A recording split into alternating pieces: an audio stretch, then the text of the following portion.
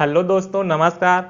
आज मैं आपको इस वीडियो में कक्षा 12वीं के अक्टूबर माह के असाइनमेंट दूसरा विषय है जीव विज्ञान के सभी प्रश्नों का उत्तर आपको समझाने के प्रयास करूंगा। तो दोस्तों चलिए वीडियो स्टार्ट करते हैं, लेकिन उससे पहले यदि आप हमारे चैनल को सब्सक्राइब नहीं किए हैं तो सब्सक्राइब जरूर कर लीजिए और वीडियो पसंद आता है तो लाइक और शेयर जरूर करिएगा। तो चलिए वीडियो स्टार्ट करते हैं। तो हम पहला प्रश्न देखते हैं। निम्नलिखित प्रश्नों का उत्तर लिखिए। अंक जो है 6, शब्द सीमा है 100 से 150 के बीच।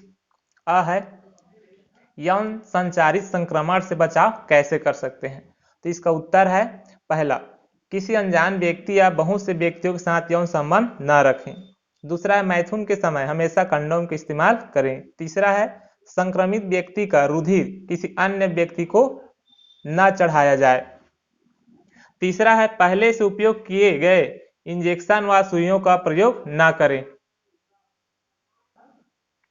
और समलैंगिकता से बचें। पांचवा है यदि कोई आशंका हो तो तुरंत ही प्रारंभिक जांच के लिए किसी योग्य चिकित्सक से मिलें और रोग की पहचान होने पर पूरा इलाज कराएं। उसके बाद बा है समाज में जनन स्वास्थ्य का क्या महत्व है। तो इसका उत्तर इस तरह से आप समझ सकते हैं। जनन स्वास्थ्य का तात्पर्य जनन के सभी पहलुओं जैसे शारीरिक, भावनात्मक, व्यवहारिक तथा सामाजिक स्वास्थ्य से है। दुनिया में भारत ऐसा पहला देश है जिसने राष्ट्रीय स्तर पर जननात्मक स्वास्थ्य समाज को प्राप्त करने की कार्य योजना बनाई है। इस कार्यक्रम को परिवार कल्याण के नाम से जाना जाता है। इसकी शुरुआत 1951 में एक परिवार नियोजन के नाम से शुरू हुई थी। जनन संबंधित और अत्यधिक क्षेत्रों को इसमें सम्मिलित करते हुए बहुत उन्नत व व्यापक कार्यक्रम फिलहाल जनन एवं बाल स्वास्थ्य सेवा कार्यक्रम RCH के नाम से प्रसिद्ध है। इन कार्यक्रमों के अंतर्गत जनन संबंधित विभिन्न पहलुओं के बारे में लोगों में जागरूकता पैदा करने और जननात्मक रूप से संबंध समाज तैयार करने के लिए अनेक सुविधाएं और प्रोत्साहन दिए जा रहे हैं। उसके बाद है प्रश्न दूसरा, कोई एक क्रोमोसोमी विकार का कारण और उससे ग्रसित व्यक्ति को के लक्षण को लिखिए। ये जो है 3 अंक का प्रश्न है जिसका शब्द सीमा 50 से 75 है। इसका उत्तर है डाउन सिंड्रोम। डाउन सिंड्रोम की खोज सर्वप्रथम लैंगडन डाउन द्वारा 1866 ईस्वी में की गई, परंतु 1959 में लेज्यून एवं उनके सहयोगी ने यह स्थापित किया कि ये एक सिंड्रोम गुणसूत्रीय गड़बड़ी मुख्यतः 21वें गुणसूत्र में एक अतिरिक्त गुणसूत्र बढ़ने या ट्राइसोमी 2n+1 = 47 गुणसूत्र के कारण उत्पन्न होता है। इस सिंड्रोम को मंगोलिज्म भी कहते हैं। इसका लक्षण है डाउन सिंड्रोम का चेहरा गोल, ललाट चौड़ा तथा आंखों की पुतलियों मंगोल जाति के लोगों के समान होता है, अतः इन्हें मंगोलियन इडियट्स भी कहा जाता है। दूसरा लक्षण है मुंह हमेशा खुला रहता है, नाक काफी चौड़ा होता है, निचला होठ मोटा एवं लटका रहता है। पांचवा है जीभ हमेशा ही थोड़ा बाहर निकला होता है। छठवा है गर्दन छोटी होती है। सातवां हथेली चौड़ी एवं हाथों की अंगुलियां चौड़ी होती है।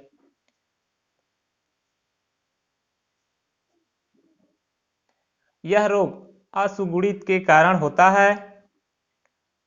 यह रोग असुगुणिता के कारण होता है। इसमें एक 21वें क्रोमोसोम में अतिरिक्त रूप से पाया जाता है, अर्थात यह 3 डोज में होता है।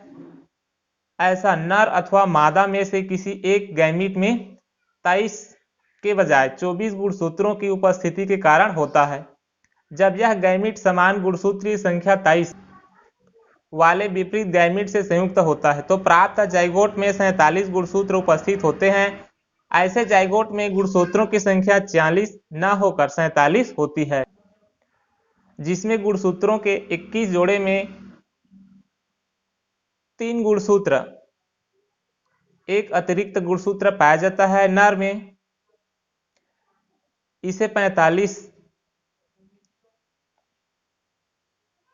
प्लस XY तथा मादा में 45 प्लस XX द्वारा दर्शाया जाता है। डाउन सिंड्रोम को 21 ट्राइसोम के नाम से भी जाना जाता है।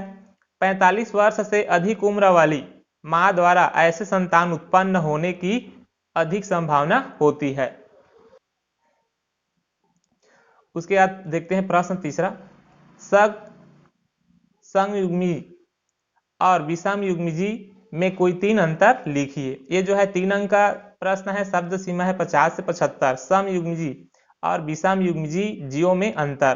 तो पहला अंतर है यह विश्लेषक के लिए शुद्ध होते हैं। विषमयुग्मी यह किसी विश्लेषक के लिए शुद्ध नहीं होते अर्थात संकर होते हैं। इनके एलिस समान होते हैं, जैसे टीटी कैपिटल में ही या स्मॉल में ही टीटी। इनके एलिस असमान होते हैं, जैसे एक कैपिटल टी के एक स्मॉल टी। इनमें प्रभावी दोनों प्रकार के एलिस होते हैं। यह केवल एक प्रकार की युग्मक बनाते हैं, जबकि विषमयुग्मी इनमें एक जीन की विसंगति में 2 प्रकार के युग्मक बनते हैं।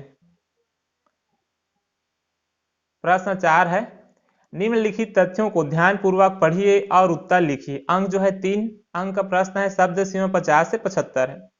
आ है इसका, इस लिंग संलग्न रोग का व्यापक अध्ययन हो चुका है। वह है इस रोग की वाहक महारानी विक्टोरिया थी। उपरोक्त तथ्यों में से किस रोग की बात की जा रही है? इसका संचार कैसे होता है? इस रोग से नारी के रोगग्रस्त होने की संभावना विरल क्यों है? तो इसका उत्तर आ है हीमोफीलिया अर्थात ब्लीडर्स रोग की वसंगति। हीमोफीलिया से ग्रसित व्यक्ति में रक्त वाहिनियों के फटने पर रक्त स्राव स्थल पर काफी देर से थक्का बनता है। सामान्य व्यक्ति में 2 से 8 मिनट के ऊपर ही थक्का बन जाता है, लेकिन हीमोफीलियो व्यक्ति में 30 मिनट से लेकर 24 घंटे तक का अंतराल रक्त में थक्का निर्माण में लग सकता है। हीमोफिलिक व्यक्ति में छोटा सा घाव भी जानलेवा है। यह रक्त में घुली हीमोफिलिक ग्लोब्यूमिन की कमी के कारण होता है। यह फिर प्लाज्मा में थ्रोम्बोप्लास्टिन पहली स्थिति में रोग को हीमोफीलिया ए प्रकार तथा दूसरी स्थिति में रोग को हीमोफीलिया बी प्रकार का मानते हैं। यह बीमारी लाइलाज होती है। इस रोग के जीन एक्स गुणसूत्र पर होते हैं। हीमोफीलिया रोग के वसंगति का पैटर्न बिल्कुल वर्णधनता की तरह होता है। हीमोफीलिया के लिए जिम्मेदार जीन युक्त एक्स गुणसूत्र की 1 की संख्या में उपस्थित मादा को वाहक तथा नर को हीमोफिलियन बना देती है। यदि दोनों एक्स जीन हीमोफिलियन कारण युक्त हो तो संतति स्त्री हीमोफिलिक होगी, लेकिन एक एक्स गुणसूत्र सामान्य तथा एक्स गुणसूत्र सामान्य तथा एक्स दूसरा गुणसूत्र हीमोफिलिक जीन युक्त हो तो पुत्री संतति सामान्य परंतु वाहक होगी। हीमोफीलिया को वंशगतिकी भी लगभग एवं वर्णता की तरह ही होती है। हीमोफिलिक पुरुष तथा वाहक स्त्री से उत्पन्न संतानों में 25% पुत्र हीमोफिलिक एवं 25% सामान्य तथा 25% पुत्री जो है हीमोफिलिक और 25% वाहक होगी। दूसरा, सामान्य पुरुष तथा हीमोफिलिक स्त्री द्वारा उत्पन्न संतानों में सभी पुत्र हीमोफिलिक तथा सभी पुत्रियां वाहक होंगी। तीसरा, हीमोफिलिक पुरुष तथा सामान्य स्त्री से उत्पन्न संतानों में सभी पुत्र सामान्य तथा सभी पुत्रियां वाहक होगी। चौथा, सामान्य पुरुष तथा वाहक माताओं से उत्पन्न संतानों में 25% लड़के हीमोफिलिक तथा 25% सामान्य होते हैं। इसी प्रकार पुत्रियों में 25% सामान्य होती है। हीमोफीलिया जनन कोशिका में उत्परिवर्तन के कारण पैदा होता है तथा उत्परिवर्तन के फलस्वरूप ही समाप्ति हो सकती है। इस बार यह उत्पन्न हो गई तो यह स्थिति तब तक चलती रहेगी जब तक सभी वाहक तथा हीमोफिलिक व्यक्तियों की मृत्यु न हो जाए। इस रोग को शाही रोग भी कहते हैं, क्योंकि यह बीमारी इंग्लैंड की महारानी विक्टोरिया में उत्पन्न के कारण होता है, जिसके कारण उसका एक हीमोफिलिक लड़का तथा 2 वाहक लड़कियां पैदा हुई। चूंकि शाही परिवार के सदस्यों की शादी अन्य शाही परिवार के साथ होती है। प्रश्न 5वां है, पुनेट वर्ग की सहायता से निम्नलिखित विवाहों के सभी संभावित जीनोटाइप और उनकी संबंधित आवृत्ति ज्ञात कीजिए। जिसे जो है आप स्वयं यहाँ पे है आपकी स्क्रीन में, जिसे देखकर समझ सकते हैं।